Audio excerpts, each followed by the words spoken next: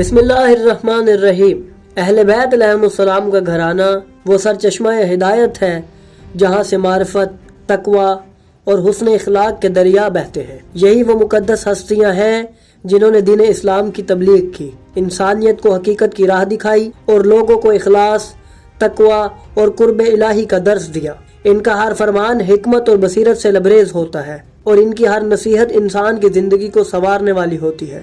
امام محمد باقر علیہ السلام جو علم اور حکمت کے دروازے سمجھے جاتے ہیں، جابر جوفی جیسے اپنے عظیم شاگرد کو جو وصیت فرمائی وہ صرف ان کے لیے نہیں بلکہ ہر مومن کے لیے مشعل راہ ہے۔ آئیے امام محمد باقر علیہ السلام کی اس عظیم نصیحت کو غور سے سنتے ہیں اور اپنی زندگی میں اس پر عمل کرنے کی کوشش کرتے ہیں۔ امام محمد باقر علیہ السلام نے جابر جوفی سے فرمایا، اے جابر، تم اس وقت تک ہمارے حقیقی دوست اور ساتھی نہیں بن سکتے جب تک تمہاری یہ حالت نہ ہو جائے کہ اگر پورے شہر کے لوگ تمہیں برا کہیں تو تمہیں اس کی کوئی پرواہ نہ ہو، اور اگر سب تمہیں نیک اور اچھا انسان کہیں تو تمہیں اس سے کوئی خوشی نہ ہو، بلکہ تم اپنے آپ کو قرآن کے سامنے رکھو۔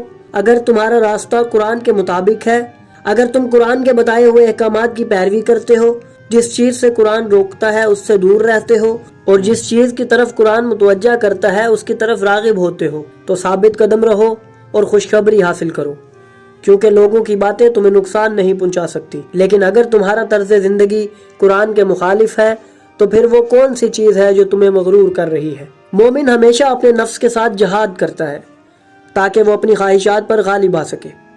وہ راہ خدا میں اپنے نفس کی مخالفت کرتا ہے، اور جب کبھی اس پر خواہشات نفسانی غالب آ جاتی ہیں تو خدا اس کی مدد کرتا ہے اور اسے اس غلبے سے نجات دے کر بلند کرتا ہے۔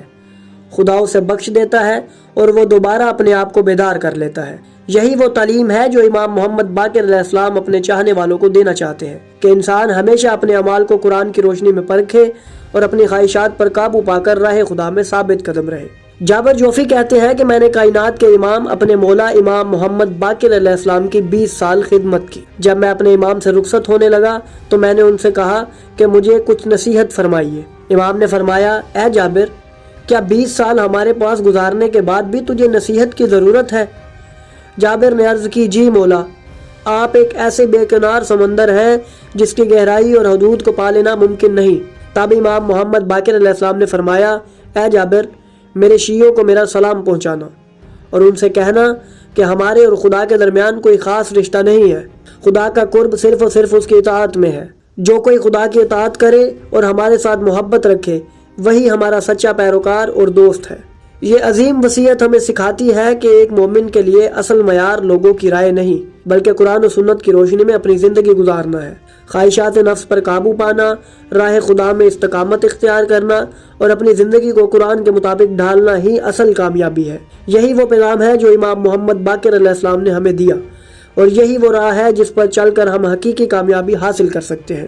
تو اگر آپ کو ہماری یہ کاوش پسند آئی تو ہماری ویڈیو کو لائک کریں، ہمارے چینل کو سبسکرائب کریں اور بیل آئیکن کو بھی دبا دیں تاکہ آپ کو ہماری آنے والی مزید ویڈیوز ملتی رہے اور آپ علم سے مستفید ہوتے رہیں۔